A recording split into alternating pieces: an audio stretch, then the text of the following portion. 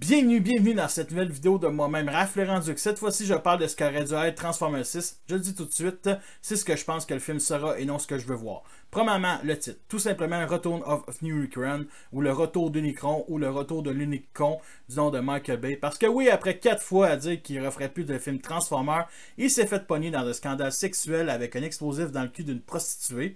Paramount a décidé d'étouffer le scandale à condition qu'il revienne une dernière fois faire un film Transformers. Il accepte, faut pas oublier que dans ce monde parallèle, Transformers 5 de Last Night a reçu 4 milliards de box-office. Personne n'arriverait à le croire qu'un film aussi mauvais ait fait autant d'argent. Mais faut pas oublier que dans ce monde parallèle, il n'existe que les films de Transformers. Oui, mesdames et messieurs, seulement 6 films à travers tout l'univers. C'est pas merveilleux, ça? Pour les personnages, tous les Autobots reviennent. Dinobots, Chevaliers, tous les figurants, même ceux de Dark of the Moon. Donc, sont à peu près une quarantaine d'Autobots contre seulement 3 Decepticons et un 8e, qui sont Megatron, Ballcad et Berserker, sans oublier la tête de Mohawk, qui sera le comic relief du film. Leur base d'opération des Autobots est Cybertron, qui a remplacé la Lune vu qu'elle a été détruite dans le film précédent Offscreen, pour pas choquer les tout-petits.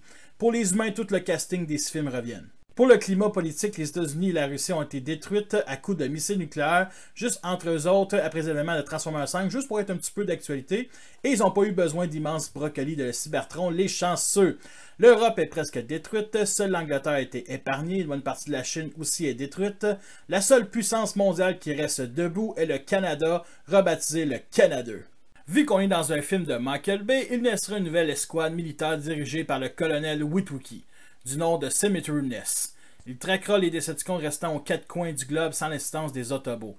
Le général Lennox commanderait les opérations de sa base anciennement un volcan, le mont Saint-Hilaire au Québec, dans le Canada. Comme à chaque film, on rajoute une couche de complot de théories d'anciens astronautes. Pour le 6e opus, on est en pleine théorie de la Terre creuse comme Jules Verne mentionnait dans ses bouquins. On pourrait trouver la porte pour rejoindre le centre de la Terre à travers un tunnel en dessous d'une ville engloutie au fond de l'océan du nom d'Atlantide. L'objet convoité du film sera la Star Saber, qui permettrait d'ouvrir le passage au centre de la Terre et de rendormir Unicron, qui vient de la prophétie d'un bouquin top secret de Jules Verne, trouvé par nul autre que Simons. Oui, il est de retour pour 5 minutes encore et avec juste des jokes semi-louches. Le film commencerait par une explosion titanesque qui serait le Big Bang. 2 dieux s'immergera et se battra en se pitchant des planètes sur la gueule. Je verrais bien un des deux ramasser des débris de planètes et former des étoiles ninja. Unicron finirait par prendre le dessus, mais Primus, dans un mouvement de désespoir, utiliserait toute son énergie et l'envoierait contre Unicron. Les 2 dieux étaient mis KO et se mettèrent en stase. Le temps finirait par les séparer, le système solaire se formèrent et la vie s'immergea dans l'univers. De nos jours sur Cybertron, un attentat à la bombe tua les 12 chevaliers de New Yacon qui formèrent le conseil des Autobots sur Cybertron. Optimus sait que c'est des Decepticons, mais selon les senseurs et radars cybertroniens, aucun n'a été vu. Alors l'idée lui est venue que c'était un Autobot, un traître, grâce à son instinct et tueur Mirage. Pourquoi lui? Pour faire un clin d'œil d'un épisode G1. Oui, je sais que ça sort nulle part, mais les fans de G1 vont aimer. Les fans de G1 vont aimer. C'est sûr, ça vient de G1. Optimus décide de mener une opération en sol canadien pour trouver les Decepticons, vu que c'est la dernière fois qu'ils ont été vus là. Alors, il rencontre le président du Canada, fait un petit selfie, parce que oui, après les événements de Transformers 4 et 5, les Autobots doivent être escortés par les Cemetery Ness sans compromis. Il trouve une humaine au centre du complot, une milliardaire qui fait de l'excavation dans le nord du Canada. Les Autobots arrivent et apprend que la milliardaire, c'est nul autre que Quintessa. Optimus finit par la tuer. Oui, Michael Bay continue à détruire les idées lâchées des anciens opus. Sur le cadavre, il découvrait une carte qui menait à une clé pour ouvrir les portes du centre de la Terre. Optimus découvrait finalement que la clé était cachée dans le volcan en dessous de la base du Cemetery Ness. Et au même moment, des Decepticons attaquèrent la base pour aussi trouver l'objet précieux qui arrêtait la Star Saber. Les 25 Autobots ont de la misère à mettre en déroute seulement 3 Decepticons et un 8e. Finalement, Optimus débarque et commence un combat titanesque contre Megatron qui ne dure que 15 secondes. Épaulés par Bumblebee, les autres Autobots ont comme d'habitude rien foutu. Finalement, les Decepticons, tous blessés, tombent dans le volcan et se retrouvent en quelques minutes au milieu de la Terre.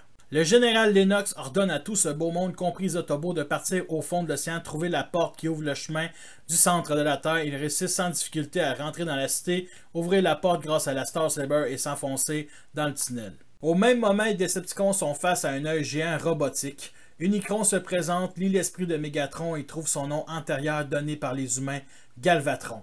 Il se fait renommer ainsi. Barricade en Cyclonus, Berserker en Scourge et la tête de Mohawk est prise par Unicron pour qu'il devienne son mini-con personnel d'Eden. Ils ont aussi une armée de figurines nommées Sweeps qui sont faites de terre et de lave en fusion qui ont toutes le même corps que Scourge. Ils partent tous sauf d'Eden dans la direction de la surface par le chemin le plus accessible. Ensuite, Unicron bien réveillé découvrit que Cybertron flottait autour de la Terre et a pris le choix d'activer une de ses armes, un énorme rayon laser qui sortait par la cité d'Atlantide et Cybertron explosèrent. Plus de Cybertron, plus de lune, plus de vie possible sur Terre. Galvatron est en colère parce qu'il voulait dominer Cybertron et il commence à regretter son alliance avec Unicron. Les deux factions se retrouvent à mi-chemin et une baston se forme. Tous les Autobots meurent sauf Bumblebee, Hot Rod et Optimus. Les Decepticons, pour une fois dans leur calice de vie sur Terre, réussissent à vraiment gagner. Les seuls humains survivants, c'est Cade Yeager et le fils du colonel Witwicky, Daniel, un jeune enfant de 6 ans.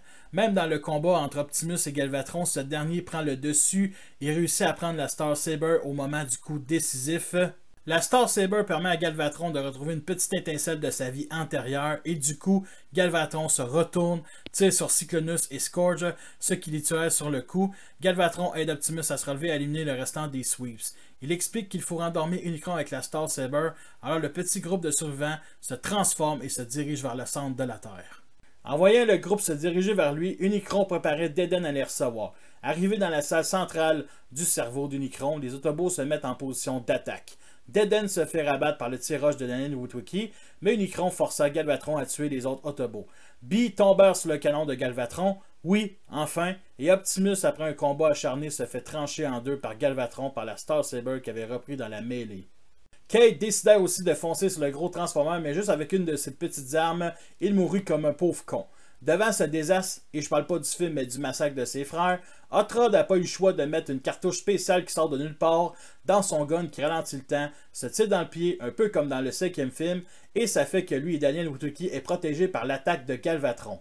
Cette cartouche spéciale les voyageurs dans le temps et l'espace et arriva sur Cybertron, il y a des millions d'années. Il se retrouve devant une arène où un jeune gladiateur nommé Megatron gagnait sa première victoire, et aussi Daniel meurt vu qu'il n'y a pas d'oxygène sur Cybertron. C'est une blague, il ne meurt pas, parce que grâce à une armure construite par Cade Yeager lui-même, il réussit à respirer sur Cybertron et c'est la fin.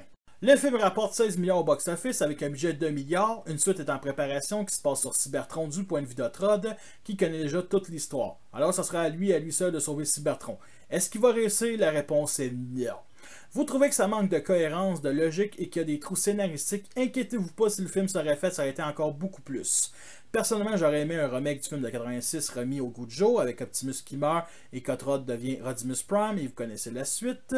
Alors dites-moi vos théories dans les commentaires ou vos idées de reboot qui arrivera dans quelques années. Fait que merci à tous d'avoir écouté cette vidéo-là. Sur ça, je vous laisse et à la prochaine.